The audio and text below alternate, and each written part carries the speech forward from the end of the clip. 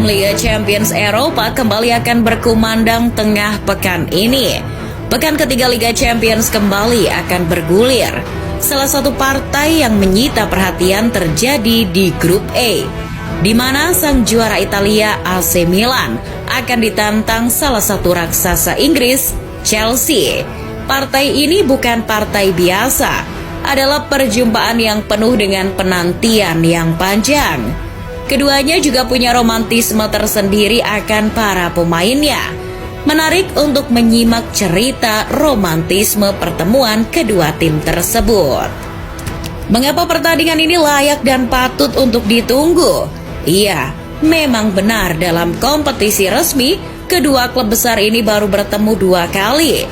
Rossoneri dan The Blues pertama kali bertemu di babak grup Liga Champions musim 1999-2000. Artinya, sudah kurang lebih 23 tahun mereka menantikan pertemuan ini terjadi kembali. Ketika itu Milan dan Chelsea sama-sama berada dalam satu grup, yakni grup H bersama Hertha Berlin dan Galatasaray.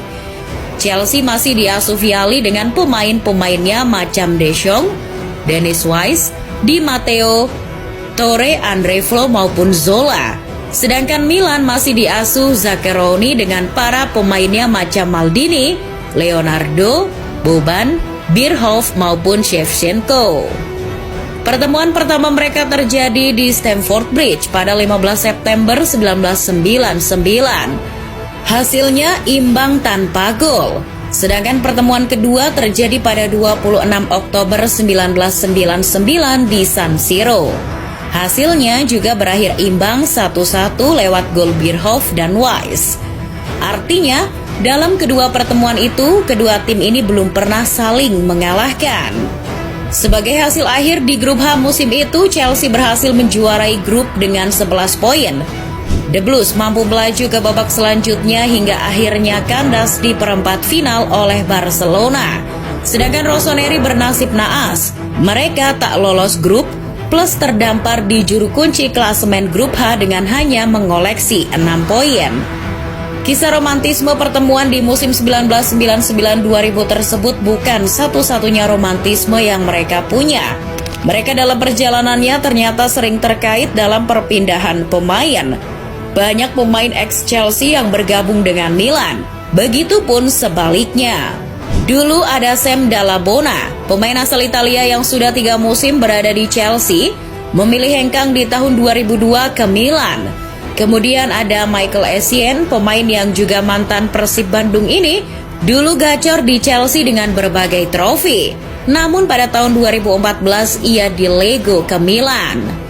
Ada juga Hernan Crespo yang moncer bersama Chelsea di awal kepemilikan Abramovich yang dilepas ke Milan pada 2004. Lalu juga ada Fernando Torres, striker haus gol asal Spanyol itu setelah moncer bersama Chelsea, sempat dipinjamkan ke Milan selama 2 musim yakni pada 2014 sampai 2016.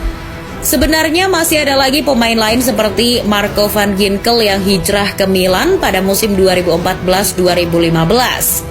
Ada pula Mario Pasalic di musim panas 2016. Begitupun akhir-akhir ini ada Bakayoko, Fikayo Tomori maupun Oliver Giroud. Bicara sebaliknya, dari Milan pun dulu juga ada yang hijrah ke Chelsea.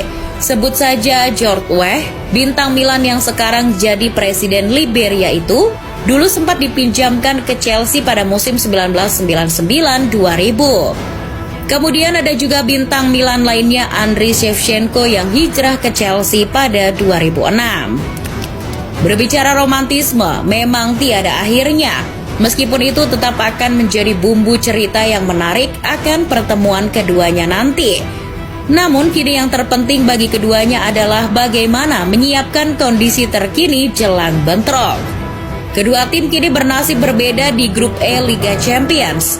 Milan sementara masih memuncaki klasemen dengan hasil 1 kali imbang lawan Salzburg dan 1 kemenangan atas Zagreb. Berbeda dengan Chelsea yang masih menjadi juru kunci dengan hanya mengoleksi 1 poin. The Blues kalah lawan Zagreb dan hanya bermain seri lawan Salzburg di kandang sendiri. Kini pelatih baru Chelsea, Graham Potter, mau tidak mau dituntut harus meraih 3 poin karena posisi Chelsea terancam untuk tidak lolos dari grup ini. Akan susah lolos jika Chelsea kembali kalah. Namun naasnya mereka kini harus tandang ke San Siro. Meski begitu, kondisi terkini mengarah pada keuntungan bagi pasukan Graham Potter, sebab beberapa cedera melanda pasukan Pioli. Sang kiper utama, Minho, mengalami cedera parah ketika membela Prancis. Pemain bintang Milan lainnya seperti Theo Hernandez dan Sandro Tonali juga diragukan tampil karena kondisi fisiknya. Potter harus jeli memanfaatkan kondisi itu. Ia harus segera membuktikan daya magis taktiknya di hadapan sang pemilik, Boehly, bahwa ia adalah pilihan yang tepat sebagai pengganti Tuchel. Sementara bagi Milan, ini adalah tantangan sekaligus kesempatan untuk menambah poin, guna menambah kepercayaan diri untuk mantap lolos dari grup ini. Terlebih mereka kini akan bermain di rumah sendiri. Pasukan Pioli meskipun dilanda badai cedera tetaplah mengerikan. Rafael Leao, pemain yang terus digoda Chelsea ini, tetap akan mengancam pertahanan The Blues dari sisi flank kiri. Begitupun Giroud dan Tomori yang sama-sama mempunyai misi untuk membuktikan pada mantan klubnya bahwa membuangnya adalah kesalahan besar. Musim ini adalah musim kedua Milan di Liga Champions setelah absen 7 musim lamanya. Milan kini tak mau lagi hanya numpang lewat di babak grup seperti musim lalu.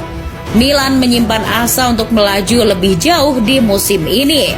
Paling tidak dengan kemenangan saat menghadapi Chelsea nanti akan semakin membakar semangat mental anak-anak muda Milan.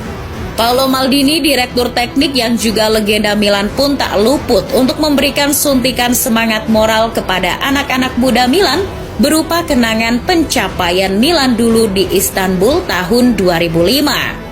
Ketika itu mereka mencapai final meskipun akhirnya harus kalah dari Liverpool. Kebetulan musim ini partai final juga akan dilangsungkan di Istanbul Juni 2023 nanti. Paling tidak diharapkan semangat Liga Champions tahun 2005 itu mampu tertanam pada skuad Milan saat ini. Dengan plus minus kondisi terkini kedua tim, serta kebutaan akan kekuatan satu sama lain karena sudah lama tak bertemu, semakin menambah elemen surprise di pertandingan ini. Laga bertajuk dua klub besar Eropa yang akan kembali bertemu untuk ketiga kalinya sejak 23 tahun lamanya ini akan memunculkan pertanyaan besar. Akankah kembali berakhir dengan hasil imbang ataukah kini akan ada pemenangnya?